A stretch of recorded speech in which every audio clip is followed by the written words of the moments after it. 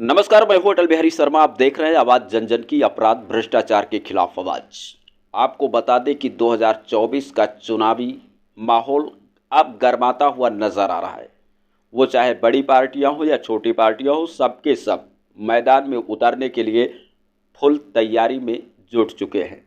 तो ऐसे में हम राजधानी लखनऊ में हैं और हमारे साथ में इस समय राष्ट्रीय हिंद समाज पार्टी के राष्ट्रीय प्रमुख महासचिव अरविंद सिंह रावत जी हैं और हमारे साथ में हैं लोक शक्ति संगठन के राष्ट्रीय अध्यक्ष राजेश कुमार राजेश्वर जी और साथ में हैं एडवोकेट पांडे जी।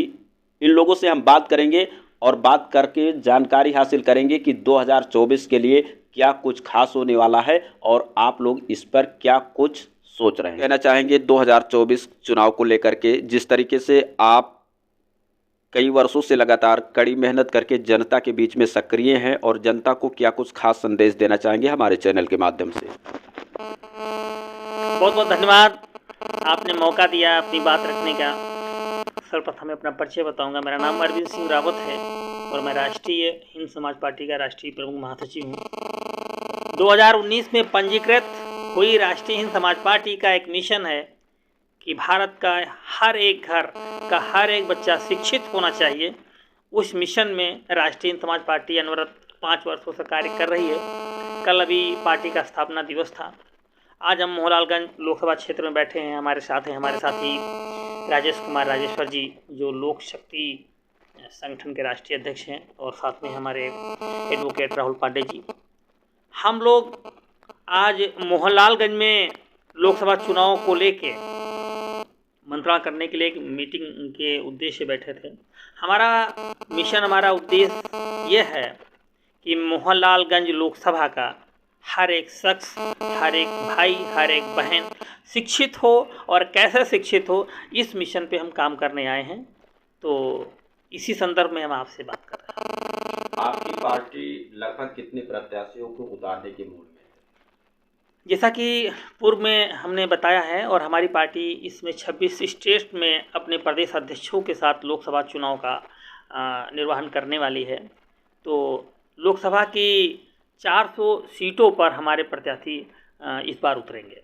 आपका मेन जो लक्ष्य है, जो मेन मुद्दा है, वो शिक्षा है। ऐसा क्यों? आप शिक्षा के लिए क्यों प्रेरित लोगों को कर रहे हैं, जबकि और पार्टियां चाहती हैं कि लोग शिक्षा से वंचित रहें?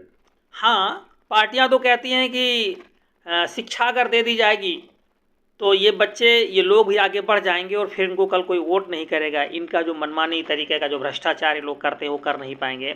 तो भ्रष्टाचार को अगर ख़त्म करना है, जैसा कि आपके चैनल का भी लक्ष्य है कि भ्रष्टाचार को ख़त्म करना है, तो हमें शिक्षा को आगे लाना पड़ेगा। और राष्ट्रीय हिंद समाज पार्टी चाहती है कि एजुकेशन पूरी तरीके से निःशुल्क हो, सबके लिए एजुकेशन पूरी तरीके से निःशुल्क हो।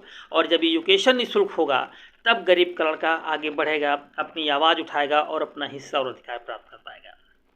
आने वाले समय में जिस तरीके से लोग गठबंधन कर रहे हैं, तो आपकी पार्टी क्या एनडीए की तरफ जाएगी या फिर इंडिया अलायंस की तरफ?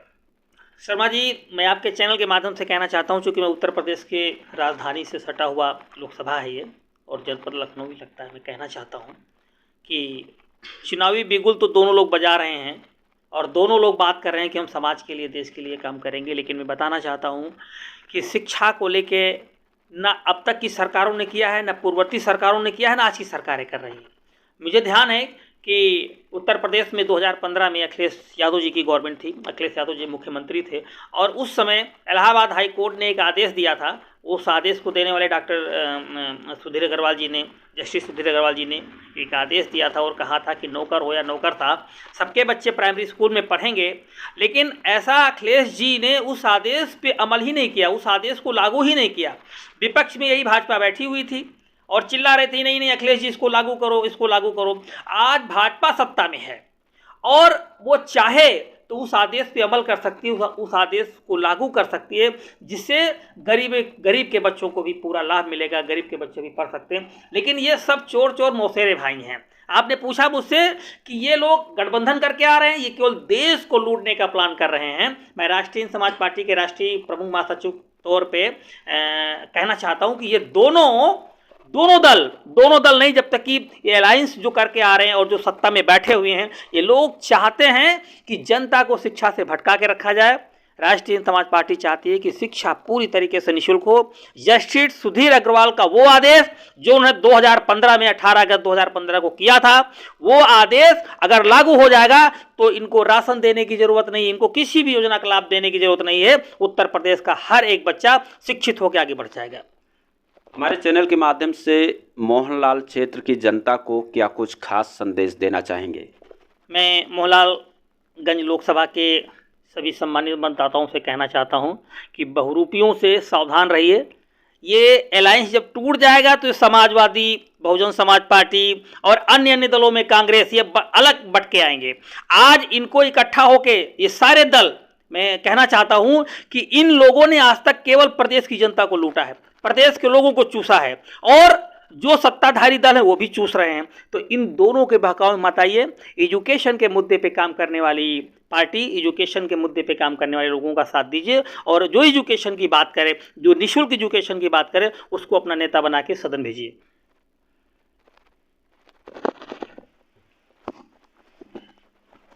राजेश जी, जिस तरीके से आपका संगठन लगातार कई वर्षों से काम कर रहा है, गरीबों के लिए आवाज़ उठा रहा है, शिक्षा के लिए आवाज़ उठा रहा है, आम आदमी से मिलकर उनकी भावनाओं को समझ रहा है, तो आज आप लोगों ने यहाँ पर जो मीटिंग किया है, क्या कुछ खास है?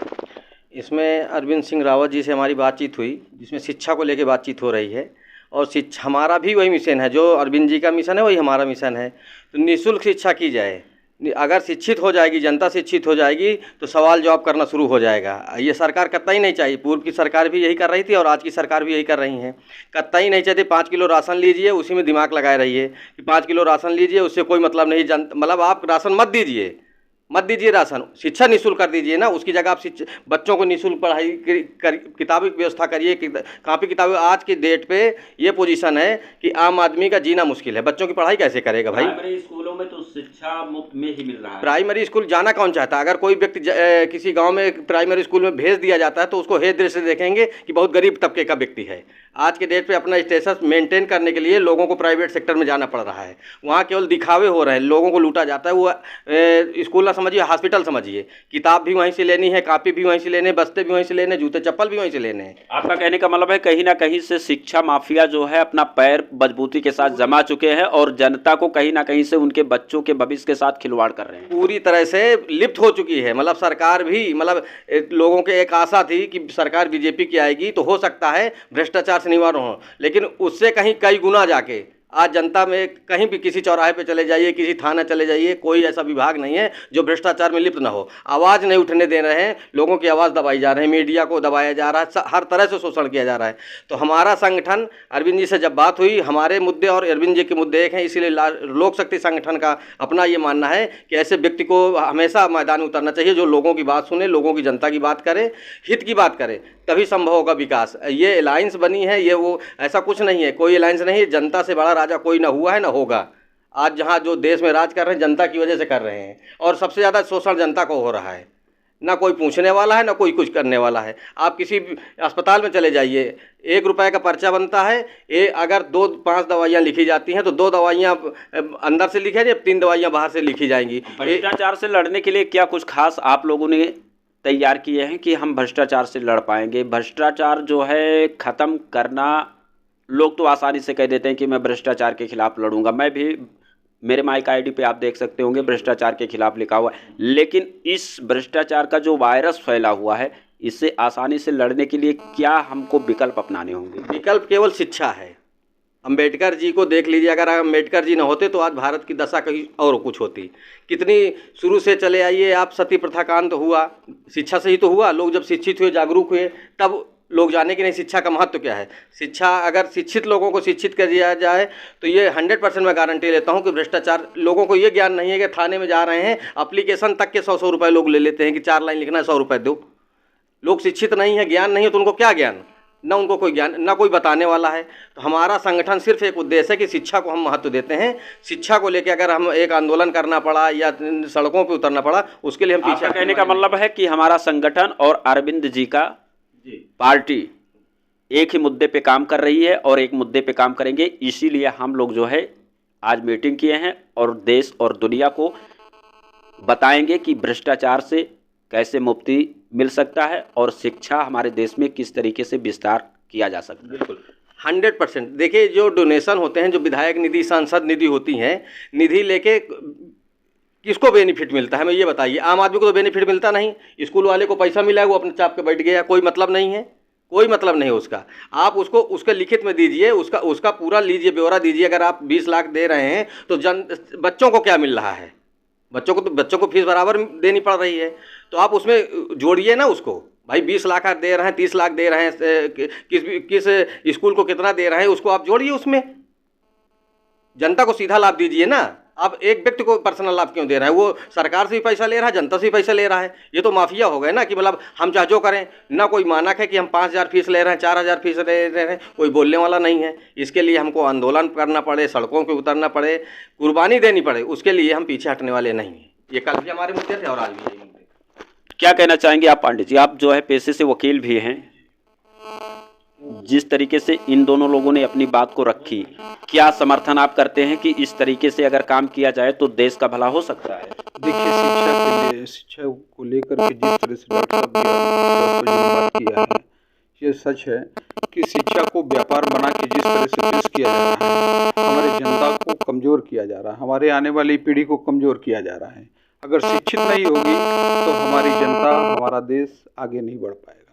जिस तरह से लोग बात करते हैं, सरकारें बात करती है कि मैं शिक्षा को लेकर शिक्षित प्रदेश बनाना चाहता हूं, और जिस तरह से शिक्षा में इतना बढ़ावा दे दिया है, बढ़ावे के नाम पे सिर्फ ढोंग रचा जा रहा है, इस पे रोकने का, कार्य करने का बहुत ज़रूरत है। तभी जनता हमारी शिक्षित होगी और हमारा समाज आगे बढ़ेगा। जिस तरीके से आए दिन नई नई पार्टियां उभर रही हैं, नए नए संगठन आ रहे हैं और सब जनता के हित की बात करते हैं, लेकिन कुछ लोग ऐसे भी होते हैं कि जो पार्टियां बनाते हैं, संगठन बनाते हैं और जनता का अच्छा खासा रकम लेकर के बैठ जाते हैं, उनको क्या संदेश देंगे? कहने के लिए तो लोग बहुत आते हैं, लेकिन जो कार्य करेंगे वो दिखेगा। ऐसा तो है नहीं कि जुमला पहना के काम किया जाए। जो करने वाले लोग हैं वो आएंगे, करेंगे समाज के लिए, वो दिखेगा। और कहने से और करने में बहुत बड़ा फर्क है। जैसे कि आज एक व्यापार के तरीके से शिक्षा को दिया जा रहा है, ये रोकना बहुत ही ज़रूरी है। और इस पे हम सभी को और जनता को भी इस पे विचार करना चाहिए कि गल्ला खाने से 5 किलो लेने से या खाते में 500 रुपये पा जाने से हम अपने ऊँट को बेचना, ये अच्छी बात नहीं है। ये भविष्य को अंधकार में डालने जैसी बातें होंगी। और मैं तो बस इतना कहूँगा कि ये जनता जागरूक होने की ज़रूरत है। आने वाले समय में नई दास प्रथा फिर लागू हो जाएगी। 5 किलो गल्ले से ही पूरा जीवन पार नहीं हो पाने वाला है। इसलिए आने वाले भविष्य में जो हमारी पीढ़ी, नई पीढ़ी है, उसको जागरूक करने की बहुत ज़रूरत है। तो मित्रों, आपने देखा कि किस तरीके से यहाँ पर हम लोगों से बात की और उन लोगों ने अपनी अपनी बातों को रखा कि 5 किलो राशन से भविष्य नहीं बनेगा, 500 रुपये से भविष्य नहीं बनेगा। अगर आपको शिक्षित होना है, आपको देश समाज के लिए कुछ करना है, तो भ्रष्टाचार मुक्त भारत करना होगा। जो करप्शन में डूबे लोग हैं उनसे लड़ना होगा। और सबसे बड़ी बात यह है कि हमारे देश में शिक्षा का स्थान नंबर 1 पर होना चाहिए। बाकी आप क्या सोचते हैं कमेंट करके ज़रूर बताइएगा। और यदि इन लोगों की बात आपको अच्छा लगा होगा तो भी आप कमेंट कीजिएगा और वीडियो को अधिक से अधिक संख्या में शेयर कीजिएगा, ताकि इनकी बात देश के हर एक नागरिक तक पहुंचे। इसी के साथ आप सभी देशवासियों को जय हिंद।